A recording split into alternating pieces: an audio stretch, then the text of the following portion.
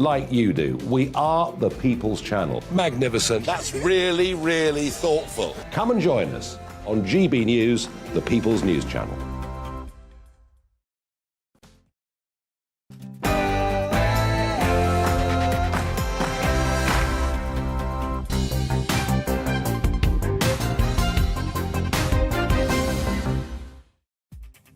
A mysterious missile kills 2 in a NATO member state.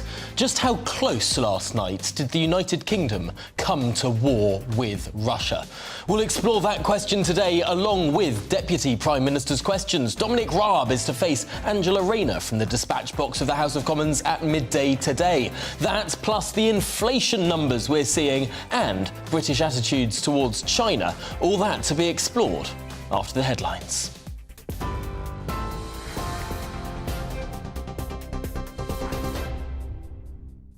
A very good morning. It's 9:31. I'm Rosie Wright, keeping you up to date. The Prime Minister has said it's important to remain calm and establish the facts after a missile hit Poland, killing 2 people yesterday. Rishi Sunak joined an emergency meeting of G7 and NATO leaders at the G20 summit in Bali over the incident. The US president has said it's unlikely Russia fired the missile. A statement backed by US intelligence, who've suggested the missile was fired by Ukrainian forces at an incoming Russian one. Mr. Sunak said it's important not to rush to conclusions. Yesterday, Russia rained down over 80 missile strikes on the Ukrainians, on civilian infrastructure, electricity, water and such like. That's why we're having this conversation, and we can't lose sight of that fact. But we will get to the bottom of what happened, and that's what the teams are doing as we speak. The rate of consumer prices index inflation rose to 11.1% last month. The ONS says that's up from 10.1% in September. It said rising gas and electricity prices, as well as increasing food prices, has driven inflation to its highest level for over 40 years. The London Mayor is facing questions over the resignation of the former Met Police Commissioner. Sadiq Khan was said to have given Dame Cressida Dick an ultimatum to make plans to improve the force, or he'd issue a statement of no confidence in her. He's dismissed findings of a Home Office report that said Dame Cressida felt intimidated into leaving her job as biased. Donald Trump has announced that he will be running to be President of the United States. He lost the job to Joe Biden in the 2020 presidential race. Mr. Trump's aides have filed paperwork for his 2024 White House bid. The announcement comes after the Republicans failed to win as many seats in Congress in the midterms as they'd hoped. We're on your TV, online and DAB+ radio. It's GB News. Now back to the briefing with Tom.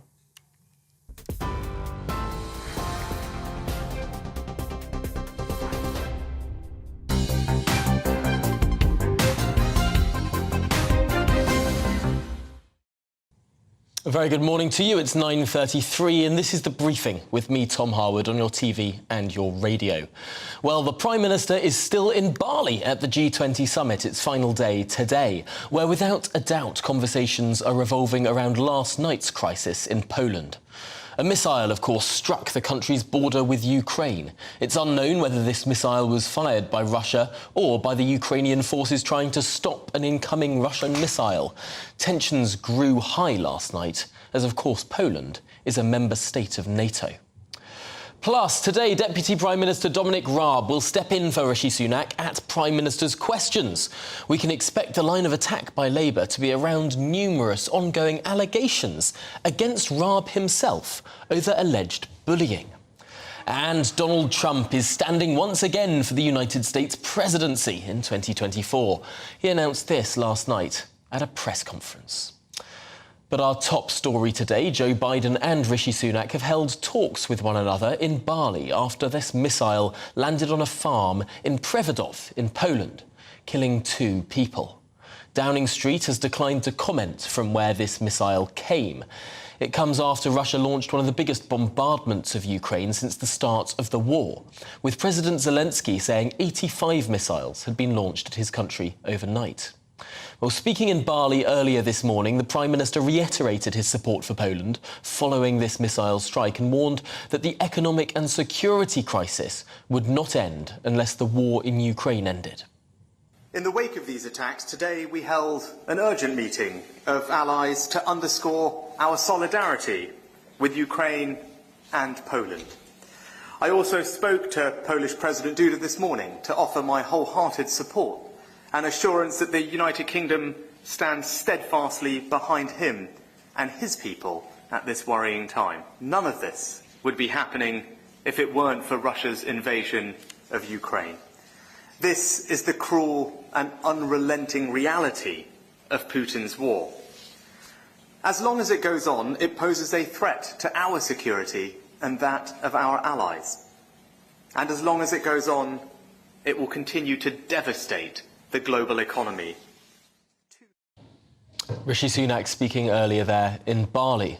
Well, I'm delighted to be joined now by Charles Crawford, the former UK ambassador to Poland between 2003 and 2007. And Charles, thank you for joining us this morning. In your view, just how close did things come last night to a really quite desperate escalation in tensions between Russia and NATO? To be honest, my guess is not that close, because I think it would be very clear what's going on. And it does sound now as if it was looking slightly more, from what I can tell from the morning, stories, that it was a stray Ukrainian missile, even if it was a Russian, as it were, built missile, which the Ukrainians have. I mean, it's, imagine how difficult it is to, when Ukraine is being bombarded with those, massive rockets from Russia, to be able to shoot them down in midair. So it's not altogether surprising you might not hit every one of them. So I think everything that's going on in that part of Europe is being incredibly closely monitored by, the most high-tech equipment in the world, to try and find out exactly what's happening. And it wasn't long, I think, after the missile landed that notes of caution were being struck, which suggests to me that, probably in the end it wasn't that close, even though it's ghastly.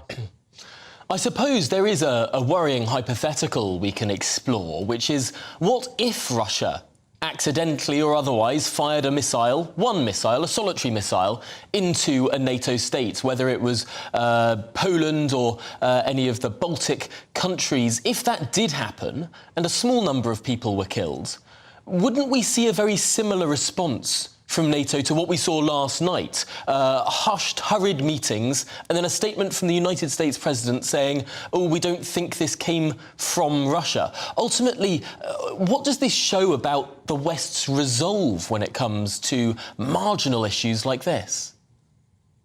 Well, I think the thing is, they're not altogether marginal, but the point about Article 5, everyone talks about Article 5 as if it's one for all for one, which is true. But what it actually says is that if a NATO member is attacked, as opposed to being, the victim of a bad luck accident of some sort, if it actually is attacked, every NATO member will then, have solidarity with that country, but they will then decide themselves, each one for themselves, what they deem necessary. So I think you'd have to, decide. It's one thing if there is, say, a stray rocket, even if it's done deliberately, but what would be a proportionate and sensible response? You don't necessarily want to start, throwing bombs on Moscow because of one bomb in the eastern, Norfolk or wherever. So we've all got to be very careful about this, because it's very dangerous. And so I think there are a lot of things you could do as a NATO, if NATO decided to act together. There are lots of things you could do to, so to speak, hit back at Russia without necessarily attacking Russia as such. There's all sorts of things you could do in the middle, not least blow up all their equipment in Ukraine, for example. Yes, it's interesting to see this sort of de-escalation words, particularly from Biden last night, saying he doesn't think it's likely the missile came from Russia. Now, from Russia is a different term than by Russia, but I suppose it is all about that de-escalating rhetoric. And it's interesting there, you speak about Article 5 of NATO, saying an attack on one is an attack on all. I suppose that definition of attack is a very, very careful thing to consider, and I suppose attack is in the eye of the beholder. Well, I think it's probably in the eye of the person who feels attacked most of all. I mean, we have to be, war and peace are very big issues, and you can see that, the horror of what's going on in Ukraine. We certainly don't want that spreading across Europe. That would take us back to the Second World War. So the question of what you do if in fact a NATO country does come under, some sort of proper attack, where it's clear the aggressing country is trying to either take territory or somehow, degrade NATO military capabilities. That would be a very, very drastic step forward, or step backwards, or step downwards, perhaps. And so you then have to decide what exactly to do about that. But I think if that was happening, the tone of what everyone is saying and doing would be completely different. I mean, you would know that was happening, whereas at the moment you don't. And just finally in this conversation, your ambassadorship rested at a very different time. It was before Russia had even invaded Georgia, if I'm right in those dates. What's the atmosphere now towards Russia compared to that of your time in that part of the world? Was there an opportunity for sort of bringing Russia into the fold? Was it always going to go down this very, very acrimonious path that we have seen now? Well, I think that's a very big question, if I might say so. And I was one of the people at the very front, as it were, of the diplomatic coalface dealing with Moscow in the 1990s, when we really had, I wouldn't say excellent relations with Russia, but certainly the best we've had, in this century. For a few years that went on. And what you've actually seen since then is a steady dissatisfaction of Russia with the West, and a feeling of frustration, a feeling of being put down. Now, it's difficult to deal with that, because some of these things are to do with the psychology of the Kremlin. My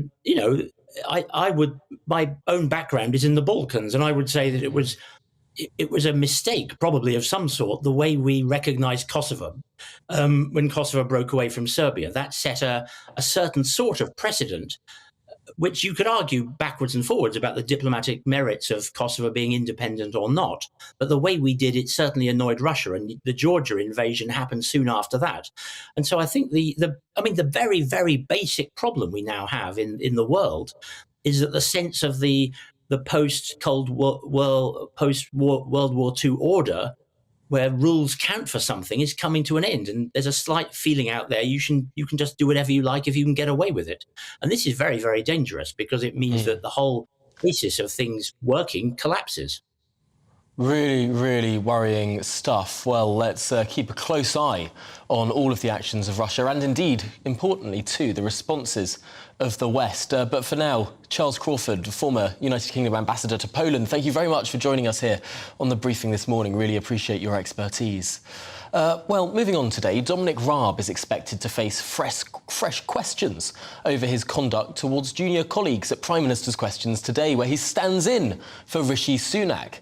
Yes, the Deputy Prime Minister is facing a series of allegations that he bullied officials, as well as being rude and demeaning. Well, I'm pleased to be joined in the studio by Ben Glaze, the Deputy Political Editor of the Daily Mirror. And I suppose when it comes to what Labour is accusing the Deputy Prime Minister of, and indeed many members of the press lobby, there isn't a specific allegation, so to speak. There's no formal complaint against Dominic Raab. There's just sort of mood music that he was pretty demanding of staff. Due to that, is he pretty likely to ride out these allegations? Working in Westminster for years, there have been rumours about how Dominic Raab treated staff, and in the last few days we've had former civil servants, very high-ranking former civil servants, come out publicly and talk about sort of the atmosphere that prevailed in ministries where he works. He's currently the Justice Secretary and Deputy Prime Minister, hence why he'll be standing in at Prime Minister's Questions at noon today for Rishi Sunak, who's still at the G20 in Bali. Now, Labour's going to go on the attack, we think, against Raab, because there has been these series of allegations, and the most potent really came from Lord Simon MacDonald, who used to be the permanent secretary at the Foreign Office. And he talked of sort of this culture of abrasive, demeaning behaviour from Raab towards officials. He talked about curt language and tone that he used.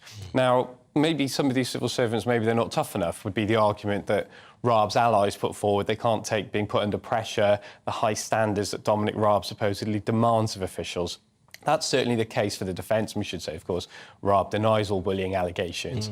But the fact that there have been these swirl of allegations for so long really does suggest there's something slightly rotten at the heart of the way he does treat staff. Is curt language and that sort of demanding expectation really that bad? Is that something that we wouldn't expect happening in government anyway?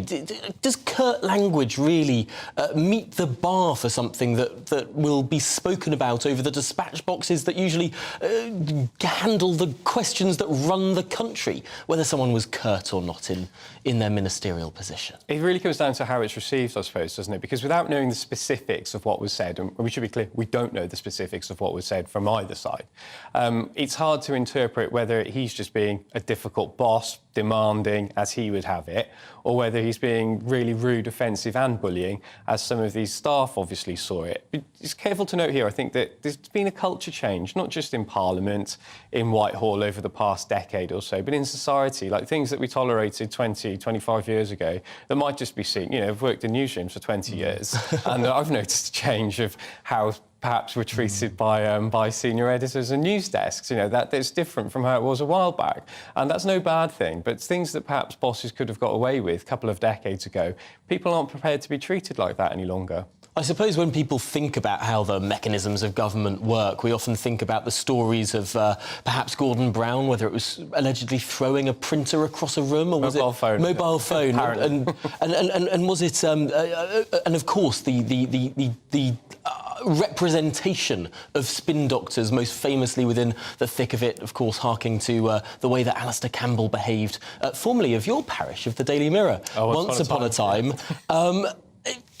Is it really that we're demanding things differently now of people in government than we did even 10 years ago? I think as well, you have to bear in mind, obviously, Whitehall is a very high-pressure environment for both sides. You know, people can lose their temper quite easily, as in a lot of workplaces, and people work long hours, it's stressful, there's a lot of pressure. I think Labour needs to obviously be careful in the way it's going this afternoon, because John Bercow is obviously a Labour Party member, and he's had his own bullying allegations against him. So it will be incumbent upon Angela Rayner, who's standing in for Keir Starmer at the dispatch box today, perhaps not to go too hard, because it will be quite easy for some of the Conservative MPs, not necessarily Dominic Raab himself, but some of the backbenchers, to chuck that straight back at the Labour side. And, of course, separate from that is how much do you focus on one particular issue such as this, when there's an awful lot else going on in the country and internationally at the moment? Certainly is. No doubt inflation, the general state of the economy, tomorrow's big fiscal statement, and indeed perhaps trade deals as well will be dragged into these questions. Just finally, in 30 seconds, if you would, aside from bullying, what do we expect Angela Rayner to really dig in on? I think as well, she'll be coming across as a stateswoman on some aspects, because what we saw last night in Poland, you know, a lot of people are shaken up about it. Your last interview, the former ambassador, sort of talked about the global implications for it. So that's a moment for serious politics, and also the inflation figures today of 11.1%, underlining the cost of living crisis. Ahead of tomorrow's autumn statement, I think we can expect all those to come up at noon today. Well, not long to wait to see, but for now, Ben Glaze, thank you very much for joining us here on The Briefing this morning. Well, next today, the Prime Minister was going to meet the Chinese President at the G20 summit. This planned meeting, however, has been cancelled today, allegedly due to that explosion in Poland mixing around everyone's diaries. It would have taken place after hints that Rishi Sunak was not going to classify China as a security threat to the United Kingdom. But was this a wise move for Rishi to go softer on China in order to try and get that meeting that hasn't actually happened? Well, I'm delighted to be joined now by Luke de Pulford, the Executive Director of the Inter-Parliamentary Alliance on China. And Luke, there's two schools of thought on this. There's those who say that Rishi Sunak should have stuck to this very hawkish line on China that he delivered over the summer, saying that this is a rogue state to some extent, that we shouldn't be engaging in that way. However, there are others who say that ultimately you do need to have these conversations, you do need to have these meetings, and potentially using language like threat puts that at risk. I think the question is whether or not China is a threat. And Rishi seems to be standing by his view, which is that China presents the #1 economic threat to the UK's interests. That's what he said. Now, the difficulty is that if China is the #1 threat in the mind of the Prime Minister, and they are categorized as such for the purposes of UK policy, then why aren't we saying it? So there are other nations like Iran and Russia, they're categorized as threats. Apparently, according to the Prime Minister, they're not as threatening as China. Well, our policy has to reflect that. We can't have a situation where we say that our number one threat is our number one threat, except we don't say that our number one threat when it comes to policy. It seems a bit strange and incoherent to me. But it's more important than that, because the integrated review, which was supposed to be the document that the Prime Minister was saying, or we thought he was saying, he would change China's categorization in, is a very important document. It orientates all of government foreign development policy around towards particular countries. So not labelling China in that way sends the wrong signals internally throughout Whitehall, throughout the rest of the country and to the rest of the world. But what about getting those crucial meetings? There's the argument, of course, that other Five Eyes allies, that, well, potentially we should say Four Eyes these days, because New Zealand have gone a bit wobbly on this issue. But according to our most trusted allies on this issue, the United States, Canada, Australia, and, of course, us, those three other countries have not designated China specifically as a threat in that way. And the argument from Rishi Sunak is that we should sort of walk together in this way, and that makes us stronger as a pack. What do you say to that? Well, first of all, the US has been exceptionally strong in categorizing China as a threat, and has done so again and reaffirmed that under Biden's administration. So it isn't quite right to say that all of the Five Eyes nations have not done this. The US is at least 10 years ahead of the rest of the world when it comes to China policy, and very realistic when it comes to their assessment of the People's Republic of China under Xi Jinping. So there is already that division there. If anything, what's happening here, arguably, is a bit of a reversion to form for our Prime Minister in trying to seek a softer line, in trying to seek that kind of engagement which we know has failed. We had 15, 20 years worth of hoping that China would open up if we opened up our markets to it and tried to trade away the values differences between the democratic world and the People's Republic of China, or more appropriately, the Chinese Communist Party. It doesn't work. It has not succeeded. We have not succeeded in bringing them closer to our value systems. All we've done is we've emboldened the People's Republic of China to try to project their very different values upon the rest of the world, which is what they're doing. So, harking back to the golden era, the failed golden era, the golden era is a terrible mistake. And I really hope that that isn't the line that we're embarking upon now.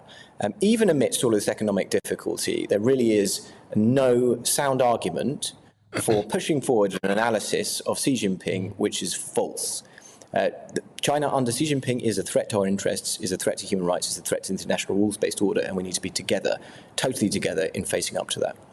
Well, I suppose now that this meeting has not gone ahead, it's 5 years since the Prime Minister of this country met the Chinese President. Perhaps it will be a little bit longer now, and maybe that will lead to some reassessment of the way that we interact with that regime. But for now, Luke de Pulford, thank you very much for joining us here on The Briefing this morning. Just finally today, of course, we discussed it a little bit earlier, inflation has jumped to a 41-year high.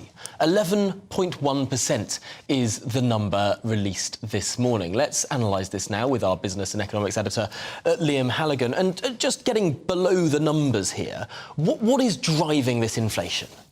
Well, a lot of people are saying it's about energy prices, and of course it is about energy prices. But if the government hadn't implemented its energy price cap, Tom, keeping the average household gas and electricity combined bill at £2,500 a year, then inflation would be much higher. Rather than 11.1% in October, the Office for National Statistics calculates inflation would be 13.8%. Wow. From October 2021 to October 2022. It's food that's really driving this, particularly for lower-income households who disproportionately spend heavily on food. Food price inflation, Tom, over the year to October 2022 was 16.5%. That's all about fertiliser costs linked to the war in Ukraine. It's also about energy prices in terms of petrol and diesel, which agricultural industries use a lot of. And there's some talk today that inflation has peaked, that this is the highest it will go and then it will start to come down. And so then the Bank of England may not have to raise interest rates so much. I'd really like to tell you that I think that's true. Yeah. I really would. We're all really worried about the cost of living. You and I talk about it all the time, rightly, but it doesn't actually make for particularly entertaining listening, does it? I'm not sure inflation has peaked, and I'll tell you why. Just finally, a number you won't have heard in the mainstream media, 19.2%. What is 19.2%? Getting down into the fine print of this ONS data, 19.2% isn't the CPI, the Consumer Price Index, it's the PPI, the Producer Price Index.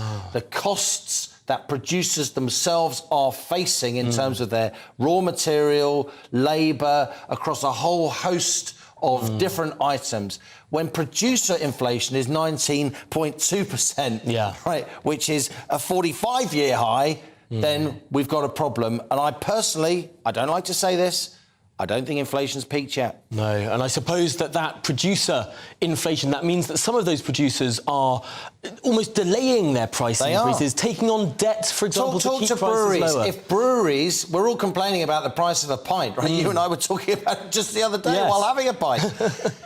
If publicans were passing on the full cost of their increased costs in terms of fuel, energy, heating, and the price of beer, given barley and grain costs, we'd be at £10 a pint.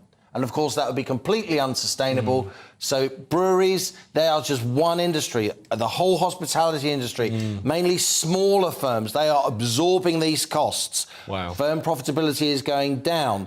This is what inflation does. It slows the entire economy. Really, really crucial context there. And of course, context as well for tomorrow's fiscal statement. Well, we'll explore all of that in depth, of course, going throughout tomorrow. But stick around. Today, it's Bev Turner next. And of course, after that, Prime Minister's questions. Stick with us here on GB News, joining after this.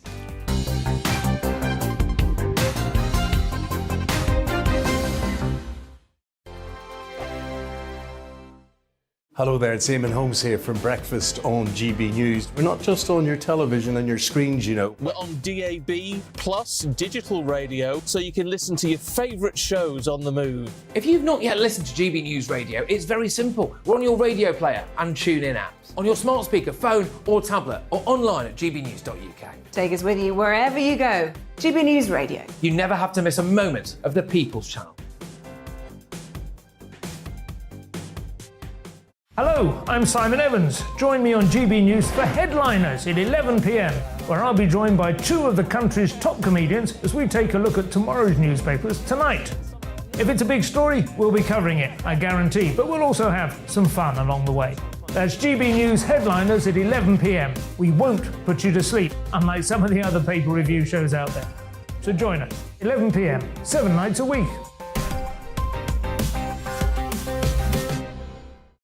I'm Mark White. As GB News Home and Security Editor, I cover those key issues that are so important to you. Our authorities, our communities doing all they can to combat violent crime. With the public services under unbearable strain, why are we still failing to control our borders? Defence, the first priority of any government, has been continually hollowed out. Can we trust our politicians to protect the armed forces? Join me, Mark White, on GB News.